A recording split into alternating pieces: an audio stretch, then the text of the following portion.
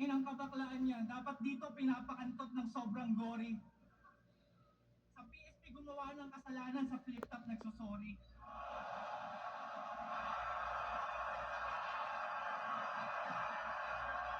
Yo!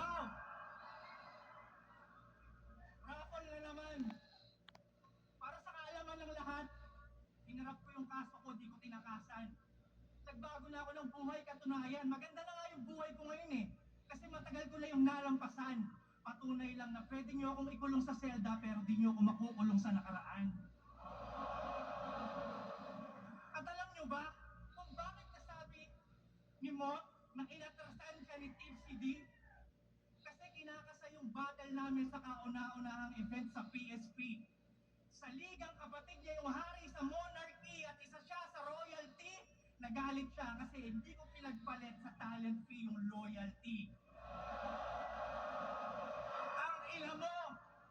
Ang ina mo! Ang dali mong napapayag na yung laban natin dun ganapin?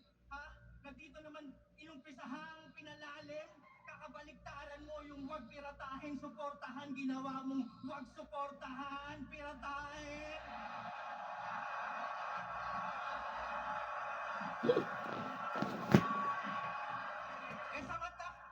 Samantalang real talk, pinagmukha ka lang namang puta for entertainment, kapalit ng pinangako niyang dream. Ginamit ka lang for engagement, tapos di ka binigyan ng ring. Tangina, sakit. Tapos yung TF nila ni 60, take 50. Kasi pinaghatian ng mga gago. Kaya akala ko ba puso ng kampyon? Eh ba't may insurance ka sa talo? Gago!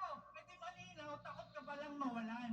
Kaya pala nagbabalik yung sumuporta sa kawatan na alarma at kinabahan kasi taguyod pa rin yung flip top at hindi siya kawalan.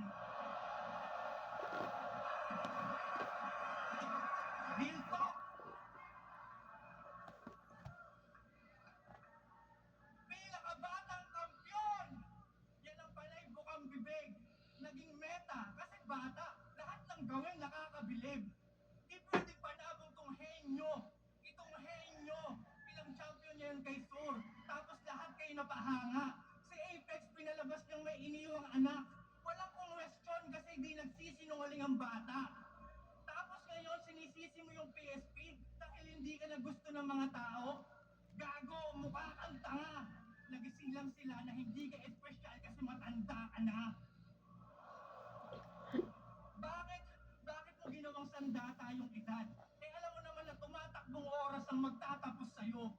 Anong pakiramdam na dumating na yung pinakahihintay mong oras, kaso yung oras hindi pabor sa'yo? Malabong oras ay huminto. Malabong oras ay huminto. At kung hindi ka bilib na oras ang iyong kinakalaban, na taon lang ba ng oras ay ginto tapos di ako kinakalawang?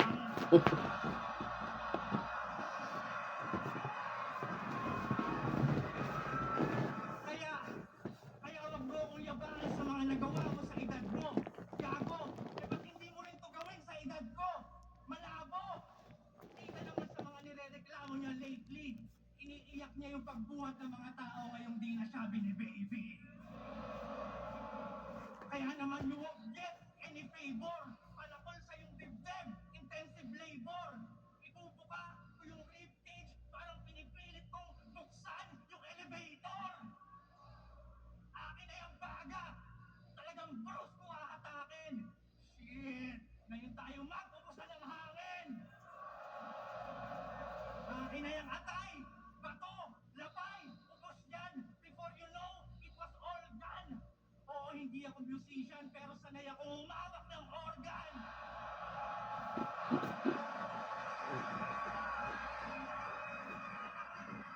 Sabay-sabay kong gigilingin. Pero teka, ano yung tumitibok doon? Yung tigpang hindi manotice. Akin na yung puso ng kampyon. Kompleto na yung popis.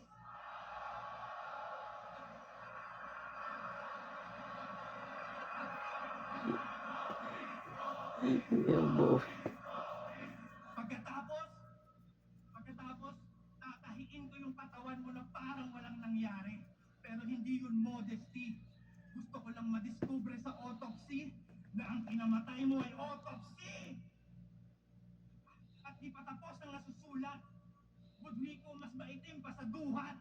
Puputasin ko yung peklat mo sa noo tapos kakantutin ko yung sugat.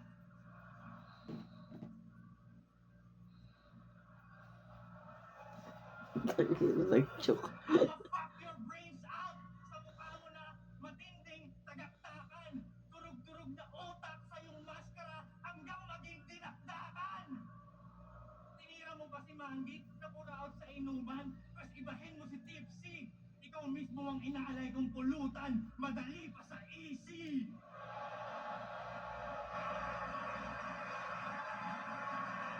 Hinihingal eh.